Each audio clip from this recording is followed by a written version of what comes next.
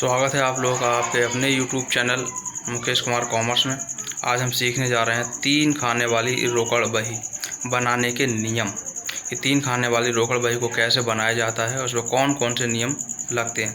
वह सारे नियम जो साधारण रोकड़ बही यानी सिंपल कैश बुक और छूट खाने वाली यानी 2 खाने वाली रोकड़ बही है, सारे नियम वही लगते हैं। लेकिन जब बैंक संबंधी लेन देन होते हैं, बैंक से लेन देन होता है व्यापारी का, तब उसके लिए रूल्स अलग हो जाते हैं। चेकों से संबंधित रूल्स अलग हो जाते हैं, जिनके लिए मैं नियम आपको लिख करके दिखा रहा हूं, और उन नियमों को आप अपने पास नोट कर लेना, और उनको मैं समझाने भी जा रहा हूं। तो इसको अपने पास क्लियर करें और वीडियो को शुरू से लास्ट तक देखेंगे, तभी इसको सीख पाएंगे, अन्यथा नहीं सीख पाएंगे। तो बने रहिए मेरे साथ। शुरू करते हैं 3 खाने वाली रोकड़ बही बनाने के नियम। आज हम सीखने वाले हैं 3 खाने वाली रोकड़ बही, जिसको बैंक खाने वाली रोकड़ बही भी कहा जाता है। इसके तीनों नाम भी इसमें दे दिए जाते हैं: छूट, रोकड़ तथा बैंक खाने वाली रोकड़ बही। इसको हम तभी सीख पाएंगे जब हमारे पास ये रूल्स हमें मालूम होंगे। बाकी सारे रूल्स हमारे बही प्रयोग में आएंगे, जो 1 खाने वाली यानी साधारण रोकड़ बही में और 2 खाने वाली रोकड़ बही यानी छूट तथा रोकड़ खाने वाली रोकड़ बही में जो रूल्स थे, सारे रूल्स वही हैं। पहले इसके लिए प्रारूप मैं आपको दिखा देता हूँ।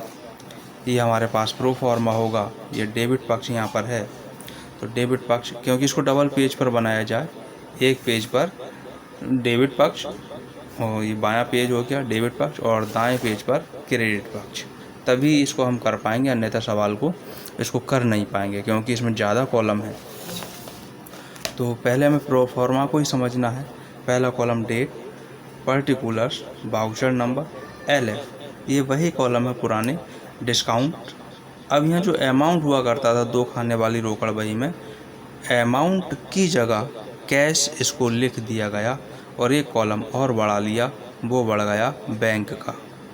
इसीलिए इसे डिस्काउंट कैश तथा बैंक खाने वाली रोकड़ बही कहते हैं। इसको खाली बैंक खाने वाली रोकड़ बही भी कह सकते हैं।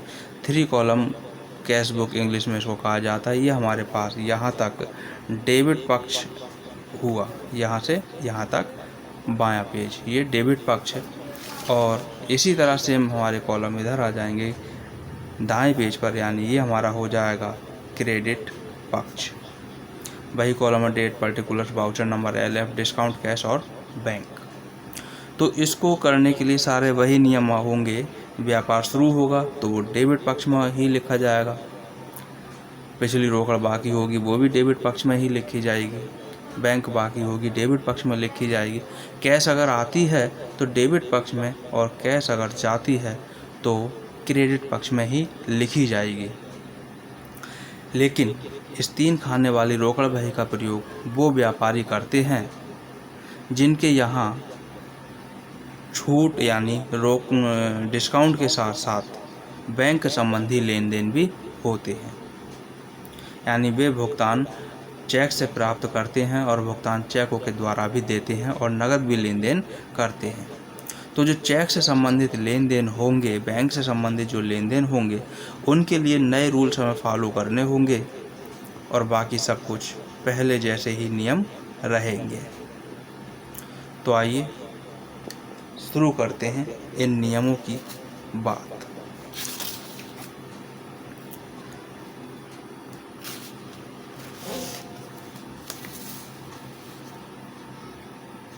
जैसा कि यहाँ हेडिंग में दिखाई दे रहा है, 3 खाने वाली रोकड़ बही बनाने के नियम। ये नियम बुक में इतने नियम नहीं दे रखे हैं, कम दे रखे हैं, और बुक में जो देते हैं अगर मैं उनसे वीडियो बनाऊं और अपलोड करूं तो साफ दिखाई नहीं देता, इसलिए मैंने इनको टाइप किया है और बड़े फ़ॉन्ट में टाइप किया है, जिससे ये वीडियो में भी स्पष्ट दिखाई देंगे। जैसे लिखा है, पहला नियम को देखें और ध्यानपूर्वक। यदि प्रश्न में पिछला रोकड़ शेष तथा बैंक शेष दिया होता है। अब सीधी सी बात है, पिछला रोकड़ शेष और बैंक शेष है तो ये डेबिट पक्ष में ही लिखा जाएगा। आगे लिखा तो इसका लेखा डेबिट पक्ष में, और इनकी जो रकम है क्रमशः जो रोकड़ शेष है वो कैश के खाने में लिख दी जाएगी, और जो बैंक शेष है वो बैंक के खाने में लिख दी जाएगी। जैसे यहाँ कॉलम दे रखा है कैश में और बैंक में। इसके बाद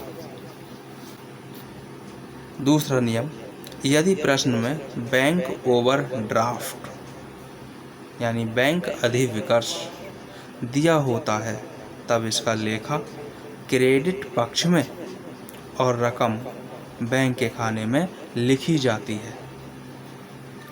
तो बैंक ओवरड्राफ्ट अगर दिया गया है तो वो क्रेडिट पक्ष में लिखा जाएगा और इसकी रकम बैंक के खाने में लिखी जाएगी। इसके बाद अगला नियम है, आप इन नियमों को जो आपको दिखाई दे रहे हैं ये नियम अपने पास नोट कर लेना। अगर आप कॉमर्स को सीखना चाहते हैं, कॉमर्स के स्टूडेंट हैं, 3 खाने वाली रोकड़ की बही को बनाना चाहते हैं, ये हर कंपनी हर फैक्ट्री में बनाई जाती है, चाहे छोटी संस्था हो बड़ी संस्था हो, बैंक संबंधी लेन देन तो बनाती जाती है। तो ये हो गया। इसके बाद अब ये आता है, देखें, यदि हमें पहली बात तो ये कि रोकड़ बही को बनाते समय हम ये मान लें कि जो भी लेन देन हो रहे हैं वो हमारे साथ हो रहे हैं, हम मालिक हैं, हम उस कंपनी के, उस कारखाने के, उस संस्था के मालिक हैं जिसकी रोकड़ बही हम बना रहे हैं, तब ये आसानी से समझ में आएगा। तो यदि हमें भुगतान नकद प्राप्त होता हो या चेक द्वारा प्राप्त होता है या दोनों तरह से प्राप्त होता है, और चेक से अगर प्राप्त हुआ है, नकद प्राप्त हुआ तो कोई दिक्कत ही नहीं है, चेक से अगर प्राप्त हुआ है और वो चेक कार्यालय में ही रख लिया गया है तब इस चेक का लेखा डेबिट पक्ष में किया जाएगा और इसकी जो रकम है वो कैश के खाने में लिखी जाएगी। प्रोफॉर्मा मैंने पहले ही दिखा दिया है, और लेखा जो है वो डेबिट पक्ष में। यहाँ पूरी बात लिखी है, पहले यहाँ पक्ष लिखा गया है, फिर रकम किस में लिखी जाएगी वो भी लिखा है। चौथा नियम है, यदि दोनों पक्षों में डेबिट तथा क्रेडिट पक्ष, यही 2 पक्ष होते हैं, में लेखा किया जाता है तब दोनों ही पक्षों में LF के खाने में अंग्रेजी का अक्षर C लिखा जाता है। यानी जो LF का खाना है, अगर कभी हमें दोनों पक्षों में लेखा करना हो तो दोनों ही पक्षों में C लिख दिया जाता है, जिसको कॉन्ट्रा बोलते हैं, जिसका मतलब होता है कि इसका लेखा दोनों पक्षों में किया गया है। नंबर 5, 5वां नियम है, देखें, यदि उपरोक्त चेक अगले दिन या कई दिन के बाद, या उपरोक्त चेक का मतलब इस चेक से है, तीसरे नंबर पर चेक की बात आई थी, इस चेक से हमारा मतलब है जो रख लिया गया था कार्यालय में, वो अगले दिन या कई दिन के बाद बैंक में जमा किया जाए, तो वही है, यदि उपरोक्त चेक अगले दिन या कई दिन के बाद बैंक में जमा किया जाता है या नकद रुपए बैंक में जमा किए जाते हैं, तब चाहे नकद रुपया जमा किया गया हो, चाहे प्राप्त चेक अगले दिन जमा किया गया हो, तब इसका लेखा दोनों पक्षों में किया जाता है। और जब दोनों पक्षों में लेखा किया जाएगा, देखें, दोनों पक्षों में लेखा करने पर जो लेखा होगा क्या होगा, डेबिट पक्ष में विवरण के खाने में टू कैश अकाउंट और रकम बैंक के खाने में लिखी जाती है। ये डेबिट पक्ष की बात हो गई। तथा क्रेडिट पक्ष में विवरण के खाने में बाई बैंक अकाउंट और रकम कैश के खाने में लिखी जाती है। यहाँ समझने की बात है, विवरण में अगर कैश अकाउंट लिखा है तो रुपए बैंक के खाने में लिखे जाएंगे, और अगर विवरण में बैंक अकाउंट लिखा है तो रकम कैश के खाने में लिखी जाएगी। ये चीज़ हमें याद करने की है। ऐसा नहीं होगा कि यहाँ भी विवरण में हमने कैश अकाउंट लिख दिया तो रुपए कैश में लिख देंगे, गलत हो जाएगा, रुपए बैंक के खाने में लिखे जाएंगे अगर कैश अकाउंट लिखा है तो। और डेबिट पक्ष में कैश अकाउंट लिखा जाएगा, क्रेडिट में बाई बैंक अकाउंट। 5 नियम हमारे पास ये हो गए। इन 5 नियमों को आप अपने पास में अच्छी तरह से नोट कर लें, ये आपके बहुत काम में आने वाले हैं। इसके बाद हम 6ठे नियम की बात करते हैं। तो ये छठा नियम है देखें, यदि कार्यालय या व्यापार के प्रयोग हेतु बैंक से रुपए निकाले जाते हैं तब भी इसका लेखा दोनों ही पक्षों में किया जाता है। ये लेखा जमा करने के लेखे का ठीक उल्टा होता है। जो अभी ये बताया था 5वां नियम, इसका ठीक उल्टा होता है। अब होता क्या है, जो हमने डेबिट पक्ष में टू कैश लिखा था, तो डेबिट पक्ष में अब हमें टू बैंक अकाउंट लिखना होगा। बस इसी को हमें उल्टा करना। और क्रेडिट में हम बाई बैंक अकाउंट लिख रहे थे, तो अब क्रेडिट में बाई कैश अकाउंट लिखा जाएगा, जैसा कि यहाँ पे क्लियर है। ये लेखा जमा करने के लेखे का ठीक उल्टा होगा। दोनों पक्षों में लेखा इस प्रकार किया जाता है। तो लिखा है, डेबिट पक्ष में विवरण के खाने में टू बैंक अकाउंट और रकम कैश के खाने में लिखी जाती है, तथा क्रेडिट पक्ष में विवरण के खाने में बाई कैश अकाउंट और रकम बैंक के खाने में लिखी जाती है। दोनों नियम आपको दिखाई दे रहे हैं, 5वां और ये छठा। बहुत इम्पोर्टेंट नियम है।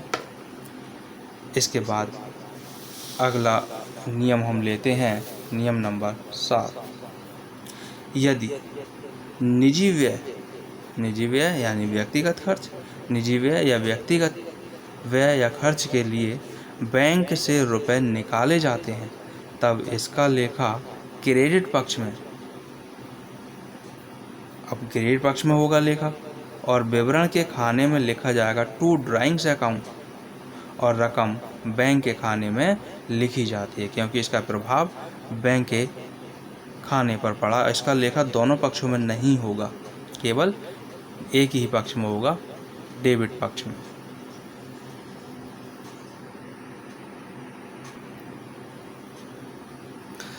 इसके बाद 8वां नियम हमारे पास है, दिखाई दे रहा होगा।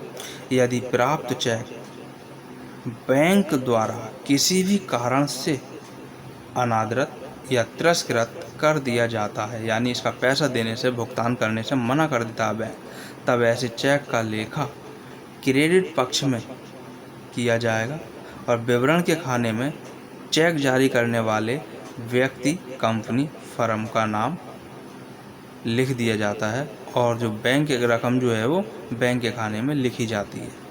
अगर ऐसी स्थिति में कोई डिस्काउंट दी गई थी, कोई डिस्काउंट अगर थी, तो वो डिस्काउंट भी लिखी जाएगी।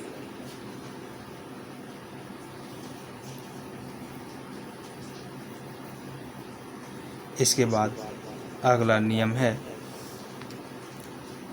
यदि प्राप्त चेक किसी अन्य व्यक्ति, कंपनी या फर्म के नाम बेचान कर दी जाती है। कोई चेक हमें प्राप्त हुई थी, मान के चलो महेश से हमें चेक प्राप्त हुई है 1000 रुपये की, और 1000 रुपये हमें मोहन को देना था। तो जो राकेश से हमें चेक प्राप्त हुई 1000 की, वो हम चेक मोहन को दे देंगे, और उसके पीछे लिख देंगे कि मैं इस चेक में लिखित धनराशि का भुगतान पाने का अधिकार मोहन को देता हूँ। तो वो चेक मोहन के पास पहुँच जाएगी।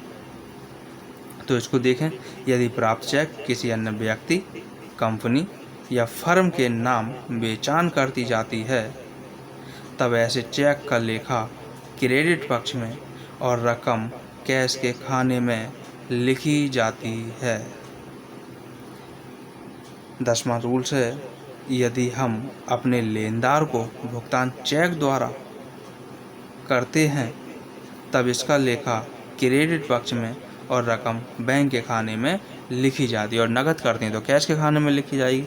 यहाँ भुगतान जो शब्द है वो 2 बार आ गया। यदि हम अपने लेनदार को भुगतान चेक द्वारा करते हैं, यहाँ से एक बार ये भुगतान हटा देंगे।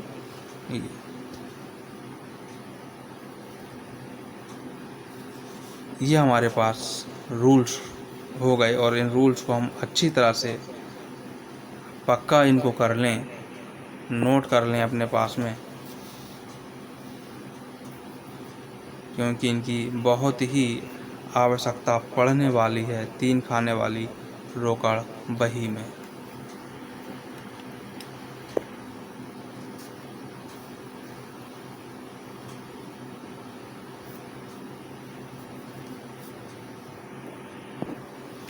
इस तरह एक ये नियम है और बहुत ही इम्पोर्टेंट नियम है।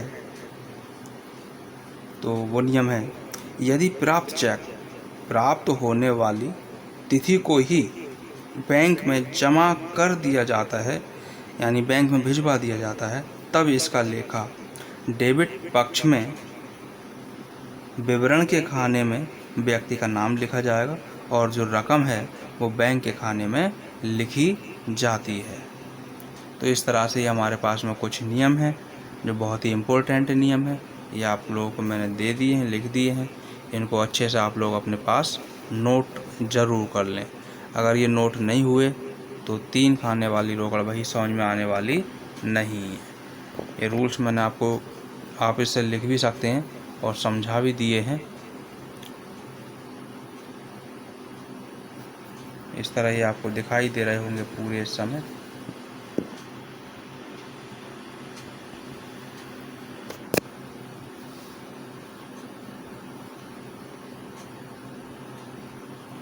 तो इनको अपने पास नोट कर लेना है और अगली वीडियो में इसको सॉल्व कराएंगे। अगर ये इस समय यहाँ नहीं समझ में आए होंगे तो इसका जब 3 खाने वाली रोकड़ बही में लेखा करना सिखाएंगे तो ज़रूर आप लोग सीख पाएंगे। तब तक के लिए धन्यवाद। इसे याद करें, इसे लिखें।